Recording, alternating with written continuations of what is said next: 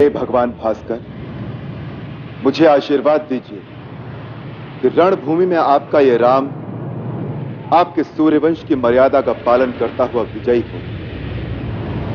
उसका जीना या मरना दोनों रघुकुल के गौरव की वृद्धि का कारण।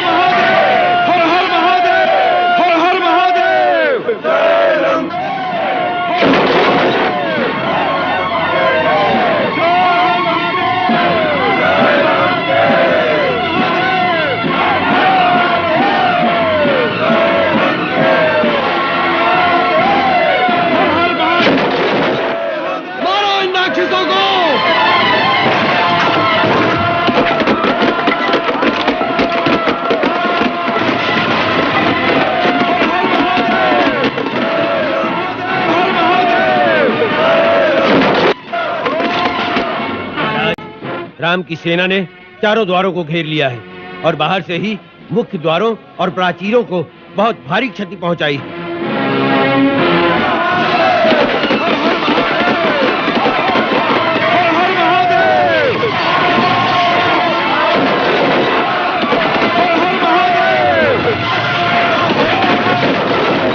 युवराज इंद्रजीत का क्या विचार है? उनका विचार है कि हमें अपने द्वार खोलकर तुरंत शत्रु पर आक्रमण कर देना चाहिए। ठीक है, सबसे पहले पश्चिमी द्वार खोलकर शत्रुओं पर धावा बोल दो। जब शत्रु सेना बचाव के लिए मुड़कर सामना करे, तब पूरब का द्वार खोलकर प्रहार शत्रुओं पर टूट पड़े। महाराज, युवराज इंद्रजीत की भी यही योजना है। जाओ, अचानक धावा बोल दो।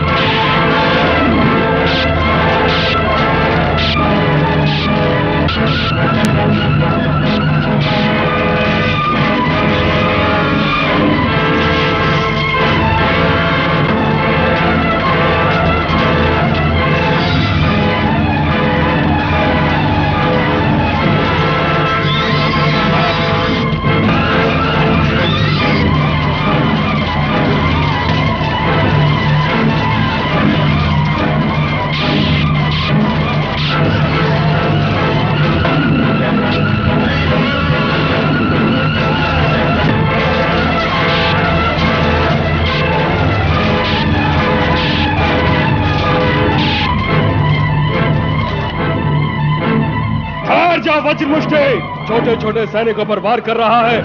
निर्लज, उसके सामने आ, जिसकी गदा के एक वार से वज्र भी चूर चूर होकर धूल हो जाता है। स्वयं महाराज सुग्रीव, अच्छा हुआ आप आए। पहले दिन ही एक बड़ा मोती हाथ लगा। सुग्रीव, वज्रमुष्टि के प्रहार से यह मस्तक कंधे पर नहीं रहेगा। दुष्ट, नीचे उतर। सुग्रीव गिरीवाहीन हो जाएगा। बढ़ बढ़कर बातें मत कर। युद्ध कर, युद्ध। वज्रमुष्टि के मुष्टि प्रहार को इंद्र का वज्र भी सहन नहीं कर सका। संभाल सुग्रीव की गदा का प्रहार।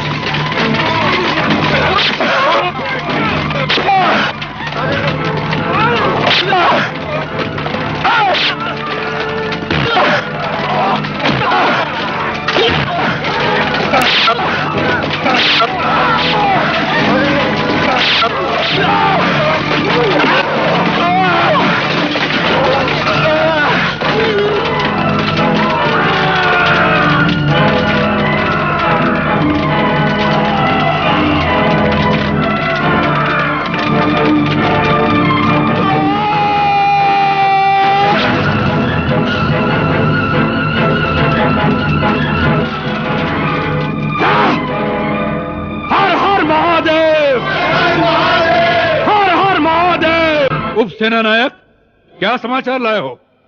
सेना नायक वज्रमुष्टि बड़ी वीरता के साथ शत्रु सेना का संहार करते हुए वीर गति को प्राप्त हुए महाराज। क्या? वज्रमुष्टि?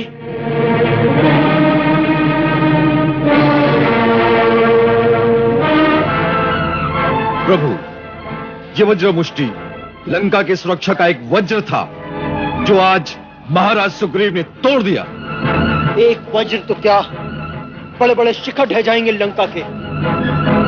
लक्ष्मण, ये तो एक छोटा सा तारा टूटा है। अभी तो बड़े बड़े धूमकेतु भरे पड़े हैं लंका के आकाश में। भैया, समय आने दीजिए। आपके श्री चरणों के प्रताप से लंका के आकाश में केवल रघुवंश का सूर्य ही चमकता रह जाएगा और ये सारे धूमकेतु उसके प्रकाश में विलीन हो जाएंगे।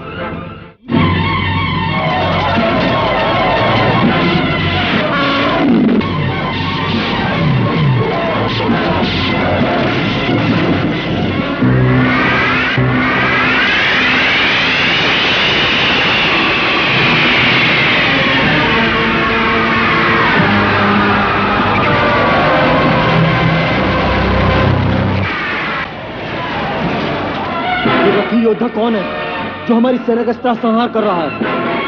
ये रावण का पराक्रमी पुत्र प्रहस्त है।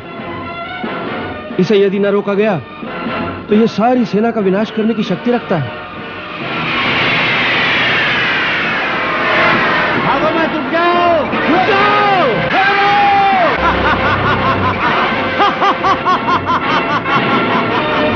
कायरों, कहां भाग रहे हो? इसी शक्ति के भरोसे लड़ने आए थे।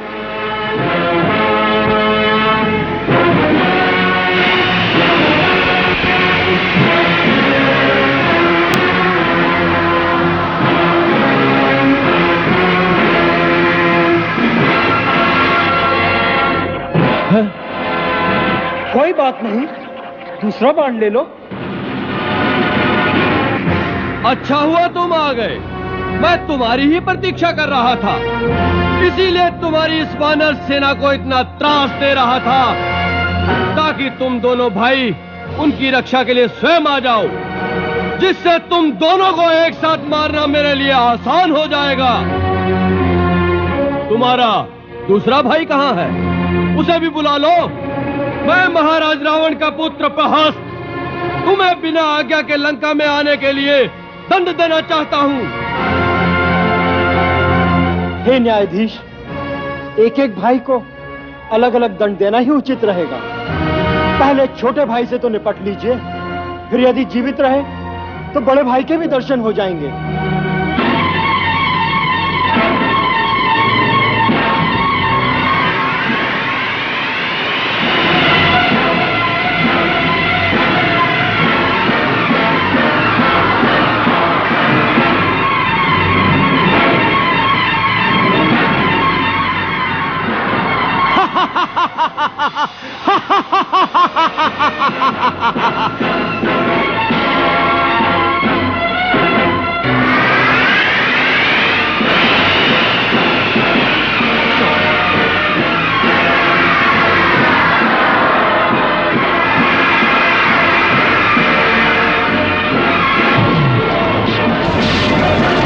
हर हर महादेव। ओ पवन देवता के औरस पुत्र हनुमान, हनुमान, आखिर तुम्हारी मृत्यु मेरे हाथों लिखी थी। नहीं, भूल हुई है तुमसे सेना नायक दुर्मुख। मेरी मृत्यु तुम्हारे हाथ से नहीं, बल्कि तुम्हारे हाथ में आज मृत्यु लिखी है। अपनी रेखा पढ़ने में भूल हुई है तुमसे। भूल तो हमारे महाराजा रावण की हुई थी जो तुम्हें जीवित छोड़ दिया। आज लंका दहन का मूल्य मैं तेरे रक्त से चुकाऊंगा। हर हर महादेव।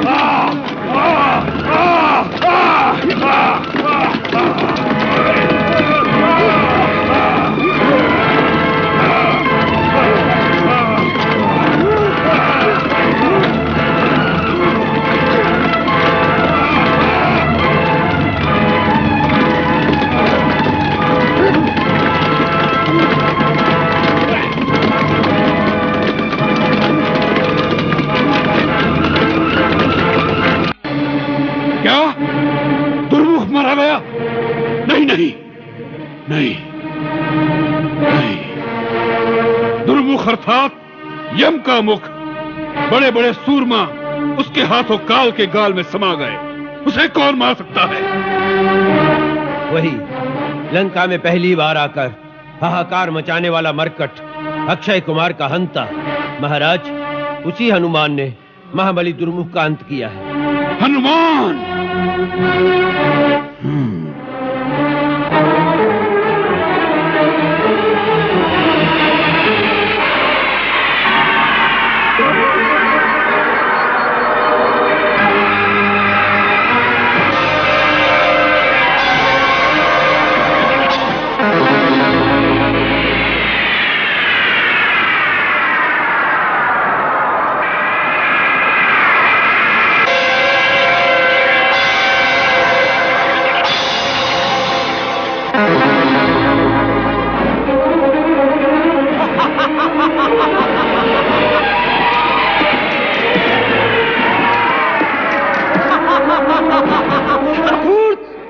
निरपराध वानरों की हत्या कर रहे हो।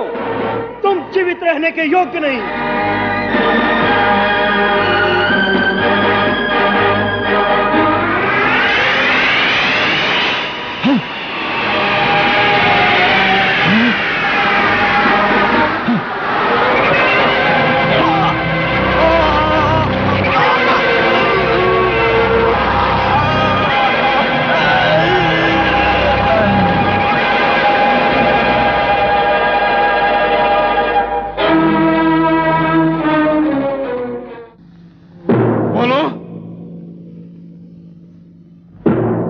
बोलते क्यों नहीं?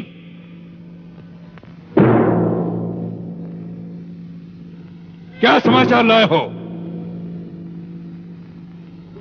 महाराज, बड़ा अशुभ समाचार है। रावण के दरबार में आकर अशुभ भी शुभ हो जाता है।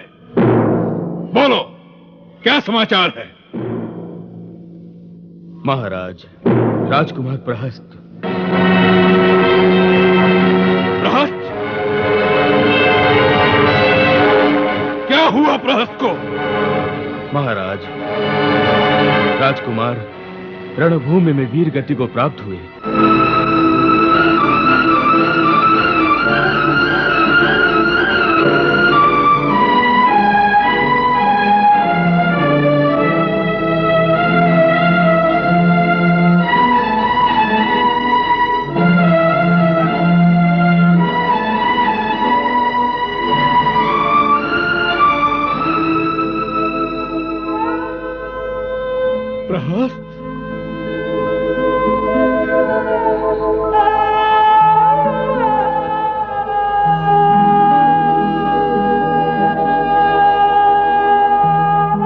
प्रहस्त?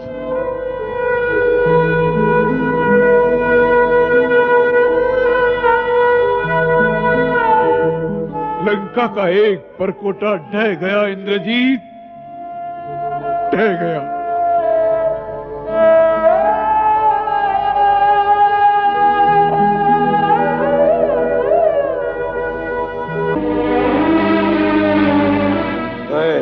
प्रहस्त का बदला लूंगा पिताश्री। लक्ष्मण को ही नहीं, राम के एक एक भाई को अयोध्या तक नहीं छोड़ूंगा। जब तक चारों भाइयों को मारकर प्रहस्त का बदला नहीं लूंगा, लंका वापस नहीं लौटूंगा। नहीं युवराज, नहीं युवराज, ये अवसर मुझे प्रदान किया जाए।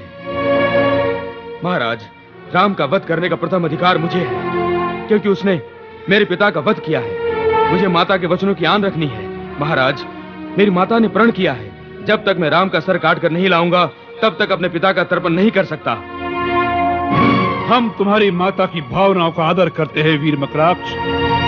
वह जैसा कहे तुम वैसा ही करो, परंतु आज ही करो, नहीं तो हम स्वयं रणभूमि में जाने की बात सोच रहे हैं। हम इस युद्ध को लंबा नहीं करना चाहते। महाराज, मुझे एक अवसर दिया जाए। मैं उस रणभूमि में पहुंचकर प्रलय मचा दूंगा। शत्रु के संग्राम क्षेत्र को मैं शमशान क्षेत्र बना दूंगा। प्रतिहिंसा की अग्नि मेरे अंतर्मन में तब से धधक रही है जब दंडका रण में मेरे पिता खर और काका दूषण ने सारी सेना के साथ अपनी आहुति दी थी। महाराज, आपको पता नहीं, मेरी माता ने मेरे पिता श्री खर के मरने के पश्चात आज तक अपने सुहाग को नहीं उतारा है।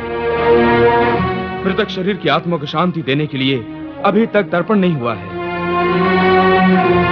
महाराज, मेरी माता का आज तक प्रण है कि जिस राम के बाण ने मेरे पति के प्राण लिए हैं, उसकी खोपड़ी में मैं जल भर के उसकी आत्म शांति के लिए श्राद्ध तर्पण करूंगी। आन है मुझे मेरी मां के आंसुओं पर, मैं अपनी मां का प्रण पूरा करूंगा। राम के सर को काटकर मां के अंदर धधकती ज्वाला को शांत करूंगा। करेगा, अवश्य करेगा वीर मकराक्ष। हमें विश्वास है तुम्हारे अंतर में धधकता ज्वालामुखी आज इस युद्ध का अंतिम निर्णय कर देगा। जा, तुम्हारी जय हो वीर मकराक्ष।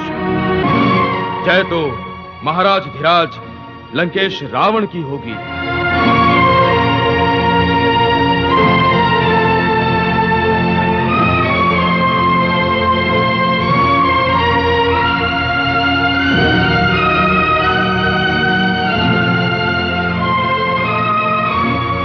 प्रहस्त जैसे पराक्रमी का प्राणांत करके हमारे वीर भ्राता लक्ष्मण ने शत्रु की पराजय के द्वार खोल दिए हैं, इसमें कोई संदेह नहीं।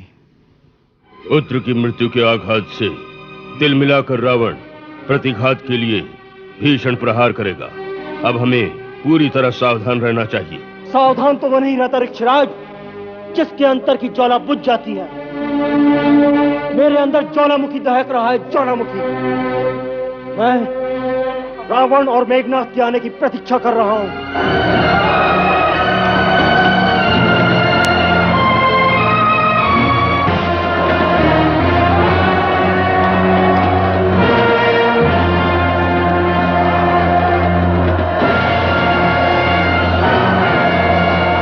कौन है ये? क्या रावण आ गया? नहीं, रावण नहीं। तो फिर ये है कौन? मकराक्ष। मकराक्ष कौन? रावण के भाई सेनाधिपति खर का पुत्र। खर जो पंचवटी में था? हाँ, वही। उसके मन में भी प्रतिशोध की ज्वाला भड़क रही होगी।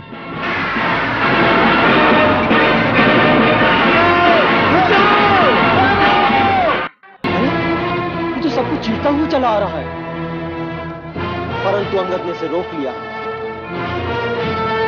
वो परम योद्धा है लक्ष्मण, अकेले अंगद के बस का नहीं। अच्छी बात है, मैं सो जाऊंगा। तुम जो भी हो, मुझसे युद्ध किए बिना आगे नहीं जा सकते। मैं मच्छरों से युद्ध के लिए नहीं आया हूं। कहां है तेरा राम? मेरा युद्ध केवल राम से ही होगा। मेरा ये प्रण है, मैं राम का मस्तक लेकर ही जाऊंगा। राम का मस्तक मांगने कौन आया? इतनी बढ़-बढ़कर बातें बना रहा है। कौन है तू? तुम्हें मेरे नाम से क्या लेना? एक बार केवल राम को मेरे सामने लाकर खड़ा कर दो। कहां है तेरा राम? कौन हो तुम जो इतना भी नहीं जानते? जब भी श्री राम का नाम लिया जाता है बड़े आदर से लिया जाता है। आदर तो वीरों का होता है, उसका नहीं जो कायरों की भांति कहीं मुंह छुपाए बैठा हो। जाकर उससे कहो क्षत्राणी का दूध पिया हो तो वो आकर रणभूमि में सामना करे। उसे कोई युद्ध के लिए ललकार रहा है। कोई चूहा किसी शेर की गुफा के सामने आके पुकारे, बाहर आओ, मेरे साथ युद्ध करो, तो क्या शेर को हाथ जोड़कर उसके सामने आकर खड़ा हो जाना चाहिए? मूर्ख! जो जीवा श्री राम का अनादर करती है वो फिर बोलने योग्य नहीं रहती, उसी समय काट दी जाती है। तुम मुझे अज्ञानी बालक की भांति तर्क कर रहे हो, इसलिए मुझे तुम पर और तुम्हारी मां के आंसुओं पर दया आती है। मेरी मां एक राक्षस माता है। कुंवारी स्त्रियों की भांति रोना धोना नहीं जानती। उसी मां ने मुझे आज्ञा दी है कि जाकर उस राम का मस्तक काट कर मेरे सामने लाओ। अब क्या होगा? क्योंकि हमारे रहते श्री राम तक तुम्हारा पहुंचना असंभव है। हाँ, यदि तुम अपनी मां को प्रसन्न करना चाहते हो तो श्री राम के मुखारबिंद का एक चित्र ले जाओ, उसके दर्शन मात्र से ही वो प्रसन्न हो जाएंगे। हाँ, बच्चों को जैसे चित्र में चंदा मामा दिखा देते हैं, ऐसे उसे श्री राम दिखा देना। लक्ष्मण, अंगद,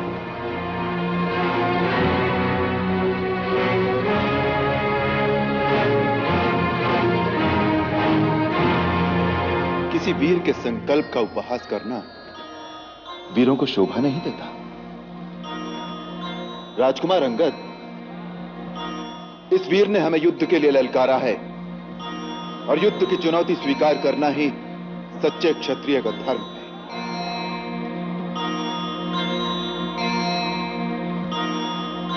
हे वीर युवक, हम तुम्हारी इस चुनौती को स्वीकार करते हैं। तुमने हमारा मस्तक मांगा है, अपना परिचय नहीं दिया कि किस अधिकार से तुम्हें हमारा मस्तक दिया जाए। मैं राक्षस राज खर का पुत्र मकराक्ष हूं। मेरा अधिकार मेरी माता के संकल्प से है।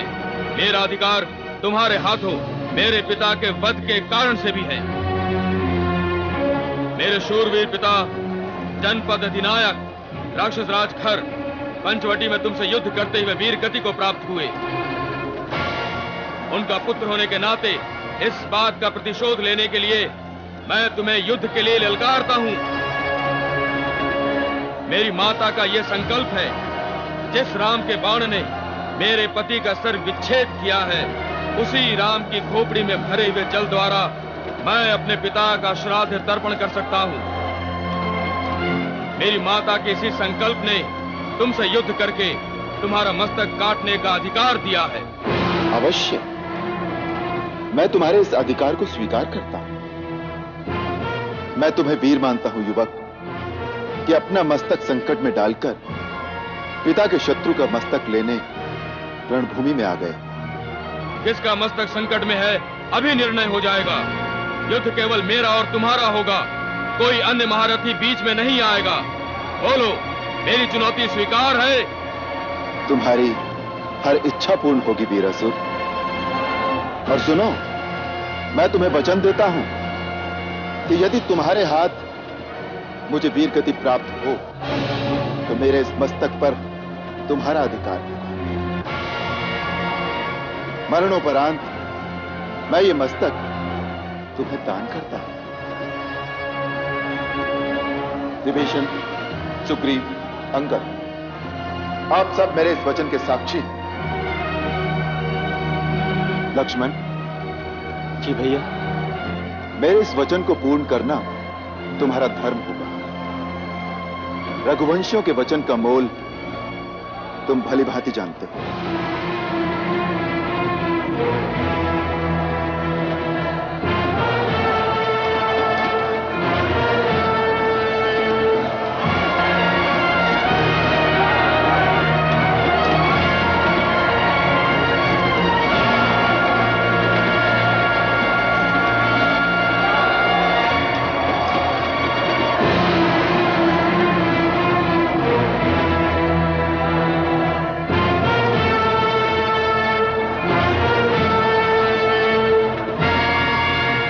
मकराक्ष, प्रथम प्रहार तुम करना।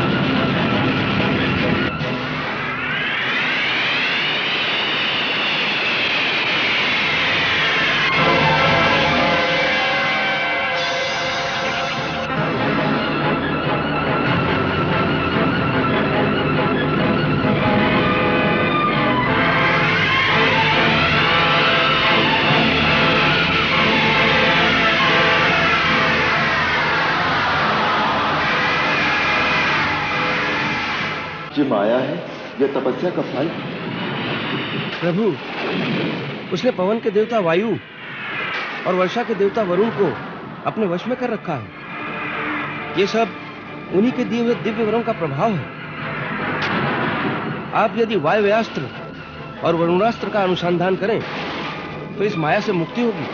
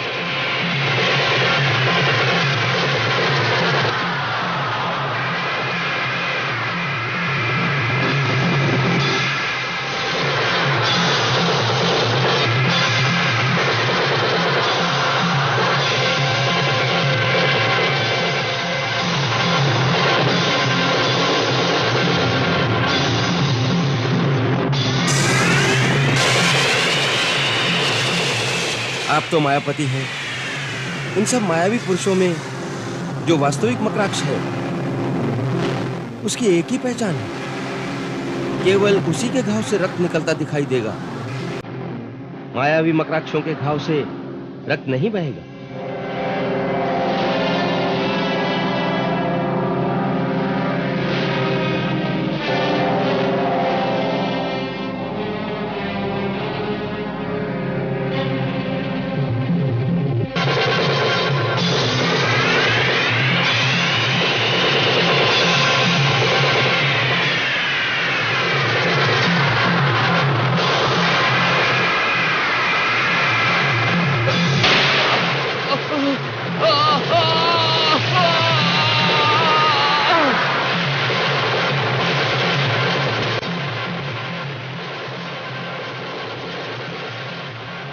श्री राम प्रभु की जय। श्री राम प्रभु की जय। श्री राम प्रभु की जय। नहीं, जय इस वीर बांकुरे योद्धा की, इस मातृभक्त प्रचंड पराक्रमी की। मां के संकल्प पर अपने प्राण अर्पण करने वाले सपूत, तुम्हें राम प्रणाम करता है।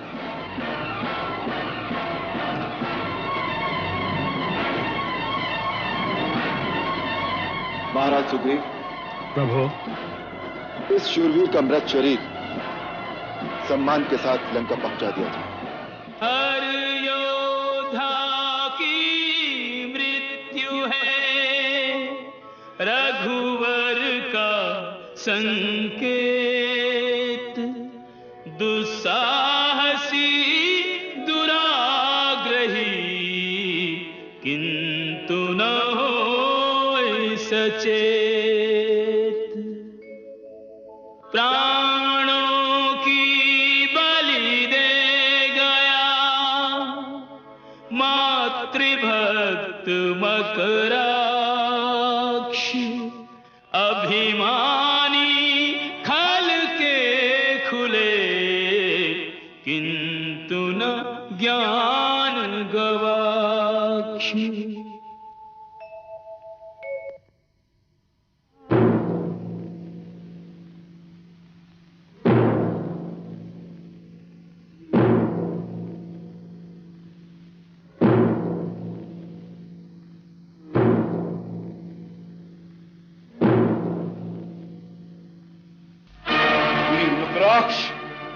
तुम तो वीरों की भांति रणभूमि में अपने प्राण देकर गौरव से ऊंचा मस्तक किए उस लोक में अपने पिता के पास चले गए, परंतु लज्जा से हमारा मस्तक झुका। आज हम तुम्हारे पिता के ऋणी हो गए। हम वीर खर को क्या उत्तर देंगे जो अपना पुत्र हमें सौंप गए थे? हम वानरों से उसकी रक्षा न कर सके। ये दाग हम कैसे धोएंगे? ये ऋण हम कैसे चुकाएंगे? आज्ञा दीजिए पिताश्री, राम और लक्ष्मण के रक्त से ये दाग मैं आज ही धो सकता हूं। आपका ये ऋण मैं चुकाऊंगा। नहीं मेघनाद, ये ऋण हमारा है और इसे हम ही चुकाएंगे, अन्यथा हम हमारे भाई खर को क्या मुंह दिखाएंगे? जब हमारा पुत्र प्रहस्त मारा गया तब हमें शोक अवश्य हुआ था, परंतु उसके मृत्यु से हम लज्जित नहीं हुए थे, क्योंकि वो हमारा पुत्र था, हमारा धन था, हमने लुटा दिया। पिता का अपने पुत्र के जीवन पर पूर्ण अधिकार होता है, परंतु अपने भाई के पुत्र का अपने हित के लिए बलिदान कर देने का हमें कोई अधिकार नहीं था। इसकी मृत्यु हम पर ऋण हो गई है। इसलिए जो शपथ इसने अपनी माता की इच्छा पूर्ति के लिए ली थी कि राम की खोपड़ी में जल भरकर अपने पिता का श्राद्ध तर्पण करेगा, वही शपथ आज हम लेकर रणभूमि में जाएंगे। हमारे साथ सेना को कूच का आदेश दिया जाए। क्षमा करें महाराज।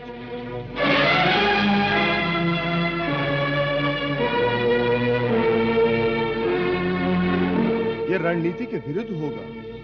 जब तक एक भी सेना नायक अथवा एक भी महारथी जीवित हो, राजा का स्वयं युद्ध भूमि में उतरना नीति सम्मत नहीं होता।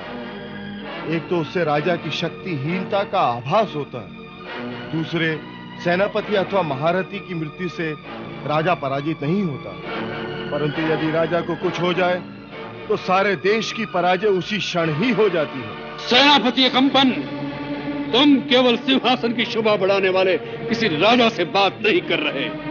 तुम महारथियों के महारथी, तीनों लोकों के विजेता, परम शूरवीर रावण से बात कर रहे हो। हम यह भी देख रहे हैं कि शत्रु एक साधारण योद्धा नहीं है, हमारे महारथियों का बस का नहीं है।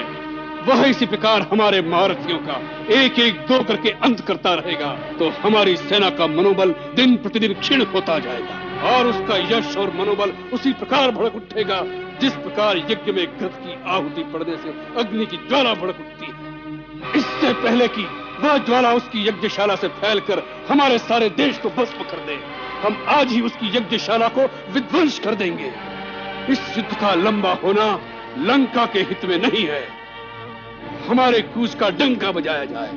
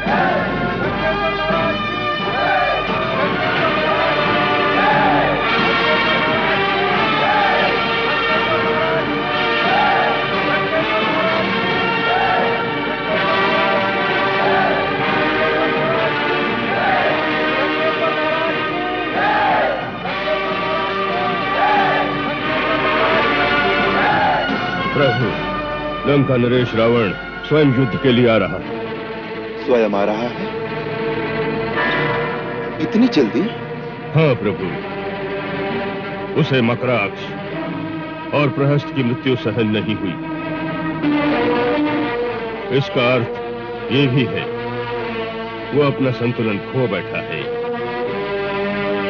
युद्ध में वीरों का इस प्रकार विचलित होना उचित नहीं होता। शत्रु इतनी जल्दी विचलित हो गया है कि उसे अपने परम योद्धाओं के रहते हुए भी स्वयं युद्ध में आना पड़ रहा है। ये आपकी विजय का संकेत है।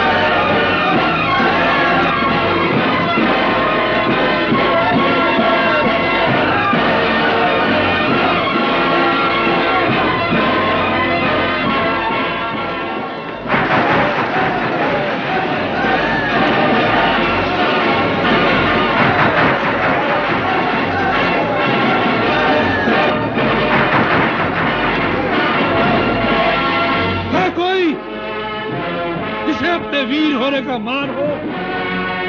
रणभूमि में खड़ा रावण युद्ध की चुनौती दे रहा है कोई? रावण, यहाँ तो एक से एक बढ़कर वीर ही वीर है।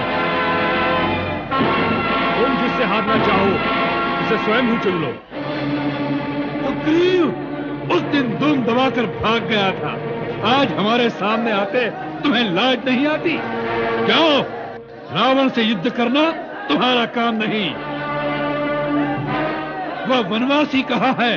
राम, सुना है उससे युद्ध करने की बड़ी आकांक्षा है, इसलिए आज हम स्वयं पहले ही दिन आ गए हैं कि इस युद्ध को हम खींचकर लंबा करना नहीं चाहते। इसमें केवल तुम्हारे जैसे बेचारे निर्दोष निरीह प्राणी जो उसके बहकावे में आकर लंका पर धावा करने चले आए हैं, बेचारे मुफ्त में मारे जाएंगे।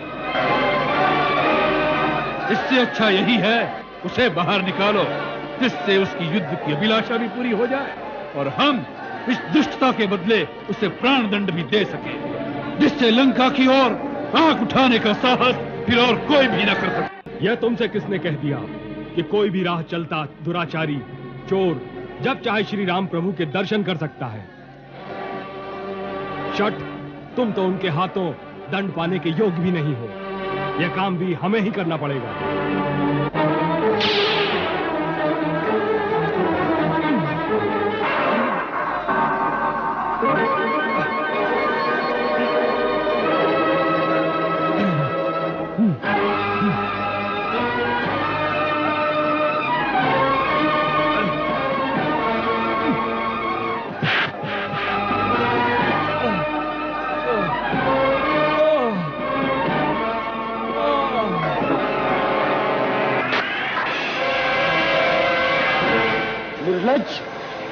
एक उचित योद्धा पर बाण चलाते हो? तुम्हें तो युद्ध के प्राथमिक नियम भी नहीं पता। तुम्हें रणभूमि में किसने भेज दिया? जाओ, युद्ध धर्म की शिक्षा लेकर आओ। जो रणभूमि में आ गया वह हर प्रकार से युद्ध करने योग्य हो जाता है। राक्षस वीरों का यही धर्म है। हम इन मानवीय भावनाओं की निर्बलता में नहीं फंसते। युद्ध का एक ही लक्ष्य है, जीत, वो किसी प्रकार भी हो। तुम ठीक कहते हो। नियम, नीति, धर्म, इन सब बातों से तुम जैसे लंपट दुराचारी का क्या रिश्ता? ये तो सभ्य लोगों की बातें हैं। तुम जैसे असभ्य जानवरों को ये बातें समझ में नहीं आएंगी। तुम्हारी गाली का उत्तर मेरा ये पैना बांध देगा।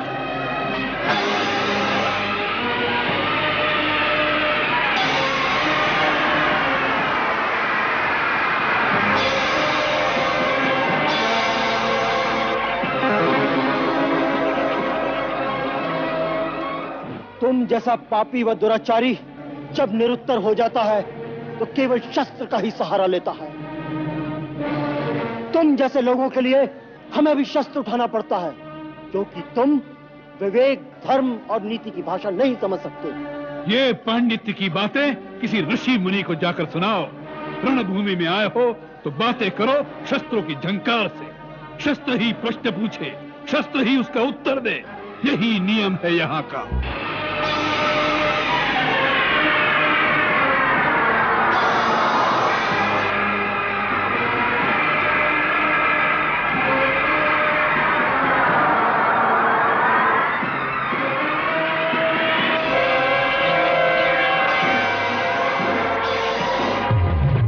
स्वयं जाइए प्रभु, आपके बिना उसका सामना कौन कर सकता है?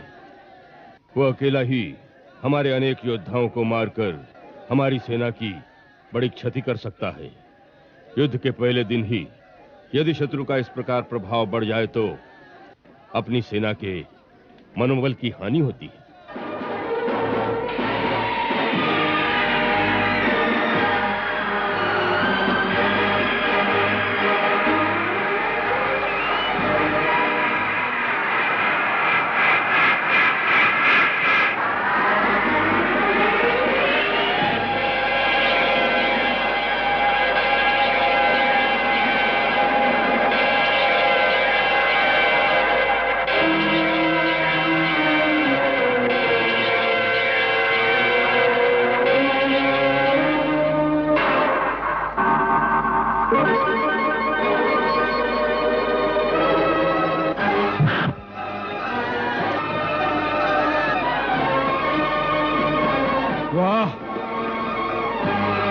रावण के पैर भी डगमगा दिए।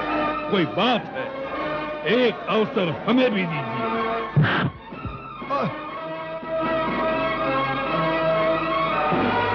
जय श्री राम।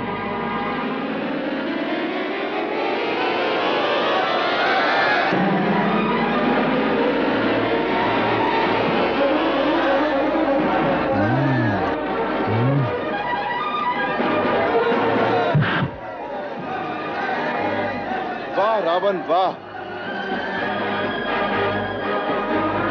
जय श्री राम। भगवान शिव के त्रिशूल की भांति प्रचंड वायुपुत्र हनुमान की मुष्टिका का प्रहार तुमने सह लिया। तुम परम शक्तिशाली हो। परंतु कितने दुख की बात है कि ऐसी शक्ति का प्रयोग तुमने अधर्म के कार्यों में किया और इस दुर्दशा को पहुंच गए। दुर्दशा?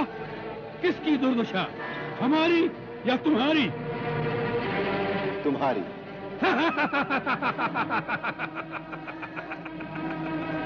एक वन वन भटकते हुए वनवासी को स्वर्ण लंका के सिंहासन पर बैठे हुए त्रिभुवन विजयी लंकेश के वैभव में दुर्दशा दिखाई दे रही है। राम, तुम अपनी वाक पटुता के जादू से इन अज्ञानी वानरों को भरमा सकते हो, रावण को नहीं। भक्त और ज्ञानी में यही अंतर होता है। भक्त अनपढ़ हो, मूर्ख हो, परंतु हृदय का सच्चा और मन का सरल होता है। परंतु ज्ञानी तुम जैसा दुष्ट भी हो सकता है। जिसके हृदय में अधर्म और कपट होता है, उसकी अवस्था तुम्हारे जैसी होती है। जिसे स्वर्ण लंका के राज सिंहासन पर बैठकर भी जीवन की अपूर्णता का कांटा चुभ रहा है। इस समय तुम्हारे हृदय में केवल अशांति, चिंता और एक तड़प रह गई है और कुछ नहीं। तेरे जैसे हर दुराचारी को एक समय इस बात का आभास हो जाता है कि उसका अंत समय आ गया है। तब वो एक घायल सांप की भांति सुरक्षा की बिल ढूंढता फिरता है, परंतु उसे कहीं सुरक्षा नहीं मिलती। वही अवस्था इस समय तुम्हारी है। तुम्हारा अंत आ चुका है। तुम्हारे पाप कर्मों के विष ने तुम्हारे मन की शांति को जला दिया है और तुम उस अशांति की तड़प, पाप के विषैले कांटे की चुभन को छुपाने के लिए ऊंची आवाज में बड़ी बड़ी डींगे मार रहे हो, जिन्हें तुम्हारा अपना मन भी नहीं मानता।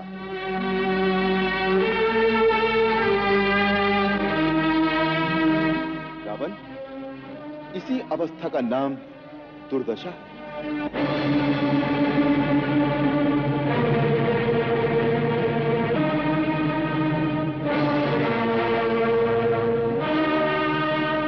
राम, सुना था कि रघुवंशी बड़े वीर होते हैं, परंतु तुम्हें देखकर वह धारणा दूर हो गई। तुम तो किसी राजा के दरबार में बिरदावली सुनाने वाले भांडों और पंडितों की भांति कोई उपदेशक लगते हो। अरे जो वीर होते हैं वह धनुष बाण से बात करते हैं, जबान से नहीं। और ये कंधे पर जो धनुष रखा हुआ है ना, वह कोई शोभा की वस्तु नहीं होता, उससे तीर चलाए जाते हैं ऐसे।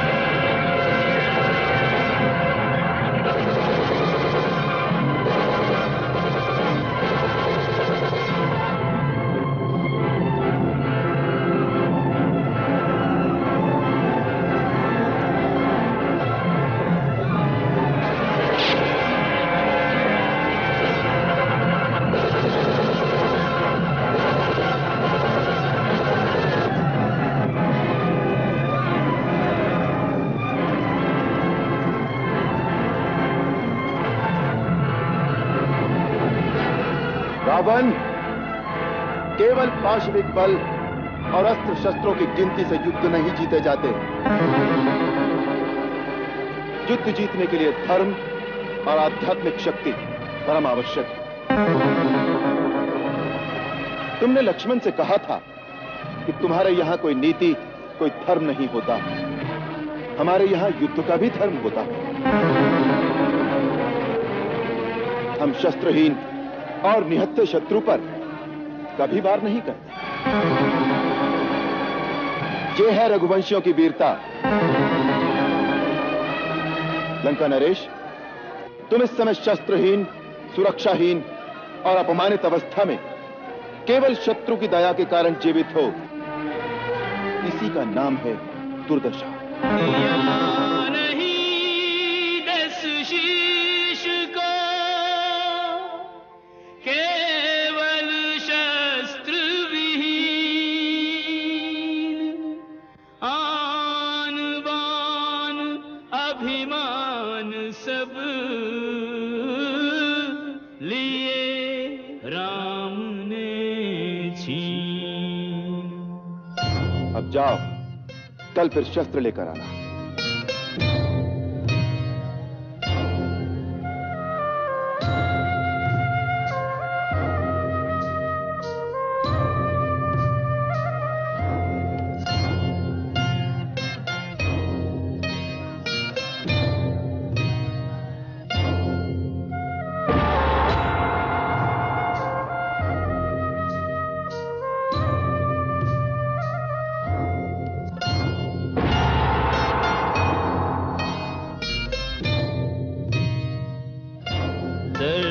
झुका कर चला, मुंह की खा कर चला, हार की खीज से तिल मिलाया हुआ।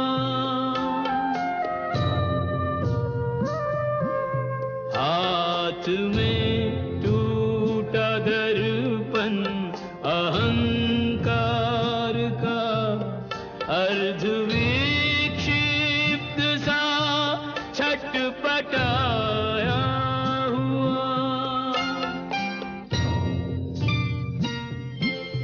आज रावण को भी इसका आभास है, राम के रूप में काल आया हुआ। काल से कौन रक्षा करे जब स्वयं काल को दे निमंत्रण बुलाया हुआ।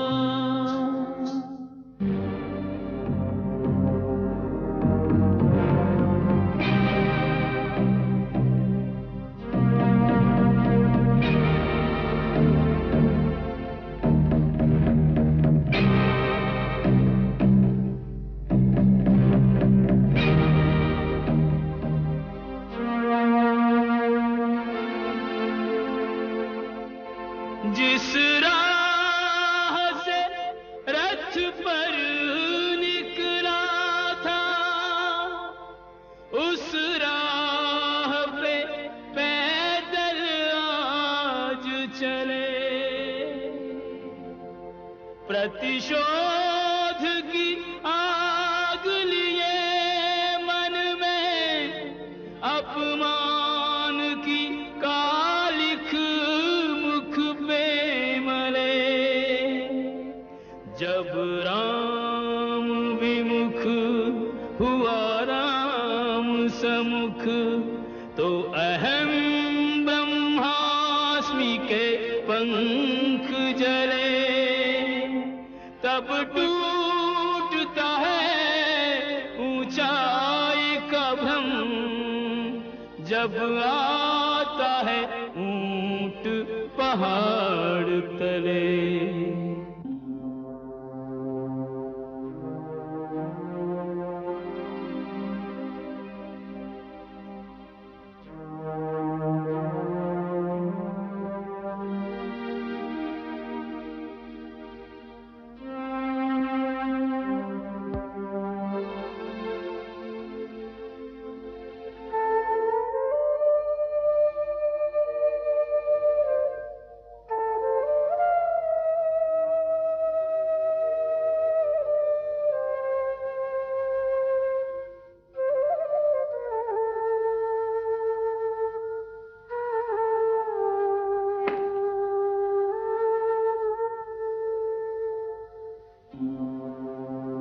प्रणाम नाना जी।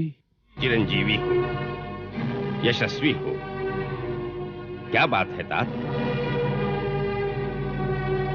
तुम्हारे गात्र शिथिल हो रहे हैं, तुम्हारे मुखमंडल पर चिंता के मेघ मंडरा रहे हैं, तुम्हारे विशाल नेत्रों में निराशा की उदासी झिलमिला रही है। नाना जी, आप हम पर व्यंग कसने आए हैं, हमारा उपहास करने आए हैं? ये कैसी बात कर रहे हो लंकेश? तो फिर वही बात कहने आए हैं कि सीता को लेकर राम की चरणों में जा गिरूं? नहीं, अब वो बात कहने का समय नहीं है। हाँ वत्स, युद्ध को रोकने के लिए मेरा वो परामर्श उसी समय उचित था, परंतु अब युद्ध आरंभ हो गया है। अब मैं तुम्हें ऐसी कोई बात नहीं कहूंगा जिससे लंकेश के यश को धब्बा लगे। अब तो शूरवीर की भांति लड़ना होगा। अब या तो सीता को लंका की महारानी बनाओगे या शूरवीर की भांति अपना मस्तक रणचंडी के चरणों में चढ़ा दोगे। शूरवीर की भांति मरना भी पुरुष की एक शान है। तुम मेरे बालक हो, मैंने गोदी में खिलाया है तुम्हें। सदा तुम्हारी उन्नति, समृद्धि और कीर्ति की शुभकामना की है।